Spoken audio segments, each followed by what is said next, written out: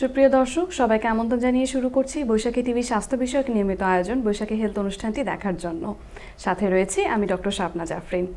দর্শক, আজকে আমরা কথা বলবো ডায়াবেটিস রোগীর জটিলতা এবং ওষুধ ব্যবস্থাপনা এই বিষয়টিতে কথা বলার জন্য আমাদের সাথে রয়েছেন doctor Mohammad Shamim Al Mamun, MSc clinical endocrinology, MPhil nuclear medicine, thyroid hormone, diabetes ও মেডিসিন বিশেষজ্ঞ, সহযোগী অধ্যাপক ও বিভাগীয় প্রধান, নিউক্লিয়ার মেডিসিন বিভাগ, ঢাকা মেডিকেল কলেজ ও হাসপাতাল। চলুন আমরা স্যারের সাথে পরিচিত হই। স্যার, আপনাকে আমন্ত্রণ জানাচ্ছি আমাদের আজকের অনুষ্ঠানে। আপনাকে ধন্যবাদ, সেই সাথে বৈশাখী টিভির অগণিত দর্শককে আমার শুভেচ্ছা।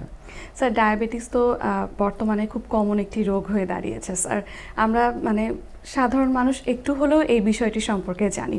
স্যার, তো আজকে আমরা কথা বলবো রমজানে ডায়াবেটিস রোগীর জটিলতা ও ওষুধ ব্যবস্থাপনা নিয়ে। শুরুতেই স্যার আপনার কাছ থেকে জটিলতাগুলো সম্পর্কে শুনবো। দীর্ঘ সিয়াম সাধনার মাস আমাদের এই রমজান। সেই মাসে বিশ্বের প্রতিটা জায়গায় মুসলমানরা রোজা রাখবে। ডায়াবেটিসের রোগীরা যদি রোজা রাখে তাদের কী কী জটিলতা আসলে হতে পারে? একটা ব্যাপার যে অনেক সময় আমরা না খেয়ে থাকি। নর্মালি আমরা ডায়াবেটিস রোগীদেরকে দিনে 6 বার খেতে বলি, কিন্তু রমজানের সময় সেটা 3 বারের বেশি কখনোই সম্ভব হয় না। তাহলে ডায়াবেটিসের জনিত রোগী যেগুলো থাকে সেগুলি যে দীর্ঘ সময় না খেয়ে থাকা, তাদের প্রথম জটিলতায় হাইপোগ্লাইসেমিয়া, রক্তের সুগারটা কমে যাওয়া। ঠিক কতটুকু কমে গেলে আমরা তাকে এই সময় হাইপোগ্লাইসেমিয়া বলবো? আমরা যদি বলি যে কারো রক্তে সুগারের মাত্রা 3.9, যেটা বলি 3.9-এর নিচে কমে গেলে সেই রোগীগুলো হাইপোগ্লাইসেমিয়া আক্রান্ত হলো, একটা ব্যাপার থাকে। কিছু কিছু রোগীর ক্ষেত্রে যে হাইপো হইলো, কিছু কিছু যাদের আনকন্ট্রোল ডায়াবেটিস থাকে, যারা ডায়াবেটিস নিয়ন্ত্রণ করে না, ওষুধ ছেড়ে দেয়, তাদের ক্ষেত্রে যেটা হাইপারগ্লাইসেমিয়া হয়, অর্থাৎ হাইপারগ্লাইসেমিয়া বেড়ে যায়। সেক্ষেত্রে তাদের বেশ কিছু জটিলতা, অর্থাৎ সুগার কমে যাওয়া যেমন খারাপ, বেড়ে যাও তেমন খারাপ। সেটা কত হতে পারে? আমরা বলি যে 17-এর বেশি যদি হয় দিনের কোনো সময়, আপনি রোজা রাখছেন, দিনের কোনো সময় যদি ডায়াবেটিসের পরিমাণটা কত হয়, 17-এর বেশি হয়, তাহলে তাই রোগীগুলো হাইপারগ্লাইসেমিয়া আক্রান্ত হতে পারে। আরেকটা কি, আমরা তো পানিটা খেতে পারি না দিনের বেলায়, তাই না? তাহলে কি হয়, আমাদের পানি শূন্যতা হয়ে যাওয়ার সম্ভাবনা একটা থাকে। সেটা আবার ওই পানি শূন্যতা বা ডিহাইড্রেশন হয়।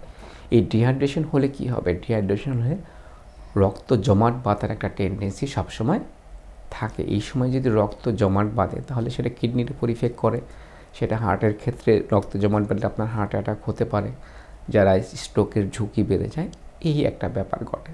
আরেকটা ব্যাপার হচ্ছে যে ওষুধ এবং খাদ্য ব্যবস্থানে যেসব রোগী ডায়াবেটিসের সাথে অন্য রোগে আক্রান্ত, তাদের ক্ষেত্রে আমরা ডিকে বলি, ডায়াবেটিক কিটোঅ্যাসিডোসিস। বিশেষ করে হাইপারগ্লাইসেমিয়া যাদের হয় তাদের ক্ষেত্রে ডায়াবেটিক কিটোঅ্যাসিডোসিস নামে একটা মরণ ব্যাধি, যেটাকে বলি অ্যাকুইট ইমার্জেন্সি একটা সিচুয়েশন তৈরি হতে পারে। এই জটিলতাগুলো আসলে রমজানের সময়, নর্মাল সময়েও হয় এই জটিলতাগুলো, কিন্তু রমজানের সময় এই পরিমাণটা অনেক বেশি বেড়ে যেতে পারে। স্যার, আপনি তো হাইপো এবং হাইপারগ্লাইসেমিয়ার কথা বলছিলেন। স্যার, তাহলে এই সময় তো অবশ্যই ব্লাড সুগার চেক করতে হয় রোগীদের। স্যার, কোন সময়টাতে তারা চেক করবেন? প্রথম কথা যে হাইপো এবং হাইপার, এই দুইটা ব্যাপার তার বুঝতে হবে যে কখন সে হাইপো আক্রান্ত হয়েছে কিনা, এটা রোগীদেরকে বুঝতে হবে। কি হতে পারে, সারাদিন রোজা রাখছেন, কোনো সময় আপনার দেখা যাচ্ছে বুক ধড়ফড় করতেছে, আপনি প্রচুর ঘামতেছেন, আপনার শ্বাসকষ্ট হচ্ছে, আপনি মনে হচ্ছে না আপনি পড়ে যাবেন, মাথা ঘোরাচ্ছে। এই লক্ষণগুলো যদি কোনো ডায়াবেটিস আক্রান্ত রোগীর হয় রমজানের সময়, তখন তার সাথে সাথে তার সুগারটা চেক করে দেখতে হবে। সুগার যদি 3.9 হয় বা এর নিচে হয়, অবশ্যই এই সময় সাথে সাথে রোজাটাকে ভেঙে ফেলতে হবে। দ্বিতীয় জিনিস দেখলো না, সুগার চেক করে দেখলো যে না 5-এর উপরে আছে, ঠিক আছে, বা 4 থেকে 5 এরকম আছে, সেক্ষেত্রে সে রোজা নাও ভাঙতে পারে। সে একটু রেস্ট নেবে, রেস্ট নেওয়ার পর 1 ঘন্টা পর আবার সুগারটা সে চেক করে দেখবে যে সেটা কমে কিনা, সেক্ষেত্রে তাকে রোজা ভেঙে ফেলতে হবে। হাইপারগ্লাইসেমিয়া হলে কি হয়? এটা তো হাইপোগ্লাইসেমিয়া। হাইপারগ্লাইসেমিয়া হলে রোগীগুলো কী থাকে, প্রচণ্ড তৃষ্ণা পায়। দ্বিতীয় জিনিস, তাদের দেখা গেছে তাদের প্রস্রাবটা আটকে যায়, তারা প্রস্রাব করতে পারে না, গলা শুকিয়ে যায়, একটা কনফিউশন, অর্থাৎ দেখা যায় সে পড়ে যেতে পারে, মাথা ঘোরাতে পারে। এই প্রবলেমগুলো হাইপারগ্লাইসেমিয়ার ক্ষেত্রে হতে পারে। আপনি সুগার চেক করে দেখলেন যে আপনার সুগার 17-এর চাইতে বেশি, সাথে এই লক্ষণগুলো আপনার আছে, তাহলে কি করবেন? আপনাকে অবশ্যই রোজা ভেঙে ফেলতে হবে, বা আপনাকে ইনসুলিন, যে রোগী নেয় সেই ইনসুলিন আপনাকে নিতে হবে। তো সুগারটা রমজানের সময় তাহলে কখন চেক করব? নর্মালি তো আমরা বলে দিই, একটা বলি যে আপনি ইফতারের আগে একটা সুগার চেক করে দেখতে পারেন, এটা একটা ব্যাপার। ইফতারের 2 ঘন্টা পরে আপনি একটা সুগার চেক করে দেখতে পারেন আপনার সুগারটা কেমন থাকে। 2 নম্বর হচ্ছে যে সেহরির আগেও আপনার একবার চেক করতে পারেন এটা এই দুইটা চেক করার উদ্দেশ্য হচ্ছে আপনার ওষুধ ব্যবস্থাপনাকে সঠিক জায়গায় নিয়ে যাওয়া। আমরা বলি দিনের সময় 9টা বা 10টা এই সময় একবার চেক করা এবং বিকাল 4টার দিকে বেশ ইফতারের 2 ঘন্টা আগে এই সময় চেক করা।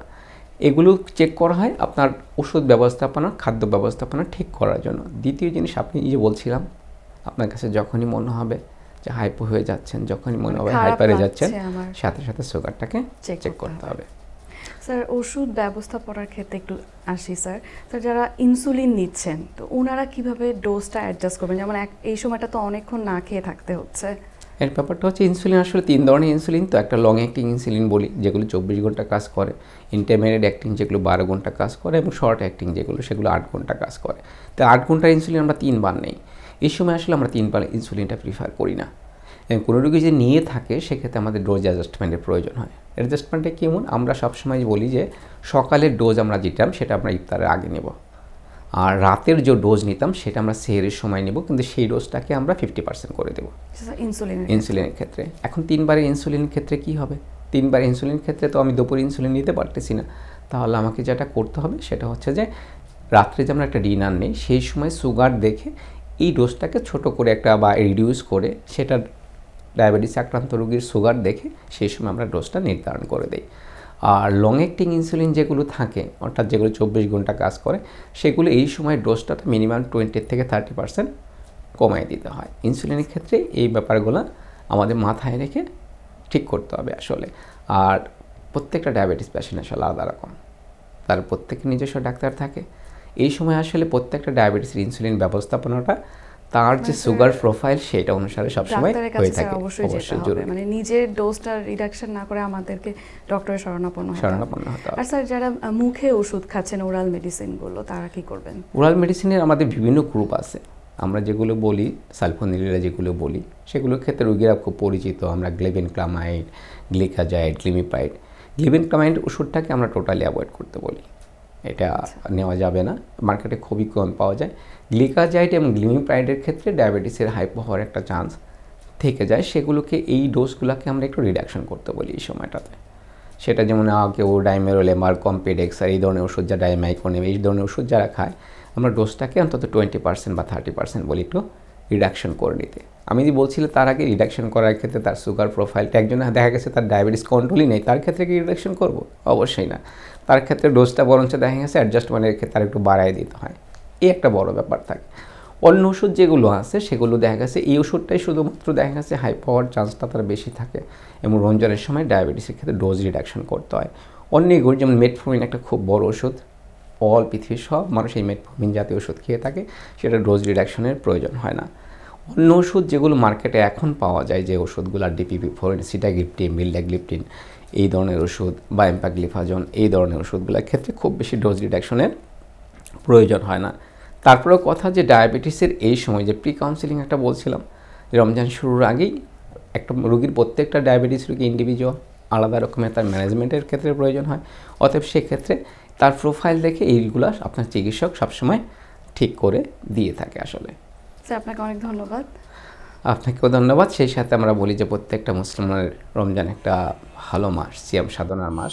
তারা ডায়াবেটিস রোগীগুলো এই সময় রোজা রেখে ভালোভাবে তাদের জীবনযাপন করুক, এটাই আমাদের আসলে প্রত্যাশা। স্যার আপনাদের মতো বিশেষজ্ঞ চিকিৎসক আমাদের সাথে আছে বলেই স্যার আমরা হয়তো গুরুত্বপূর্ণ তথ্যগুলো আমাদের দর্শকদের কাছে পৌঁছে দিতে পারছি। Thank you. দর্শক, এতক্ষণ আপনারা দেখছিলেন আমাদের বিশেষজ্ঞ চিকিৎসক খুব সুন্দরভাবে আমাদের কিছু গুরুত্বপূর্ণ পরামর্শ দিয়েছেন। আশা করি আপনারা তা মেনে চলবেন। আগামী পর্ব দেখার আমন্ত্রণ জানিয়ে আজকের মতো এখানেই বিদায় নিচ্ছি। সবাই ভালো থাকবেন, সুস্থ থাকবেন এবং বৈশাখী টিভির সঙ্গেই থাকবেন। আল্লাহ হাফেজ।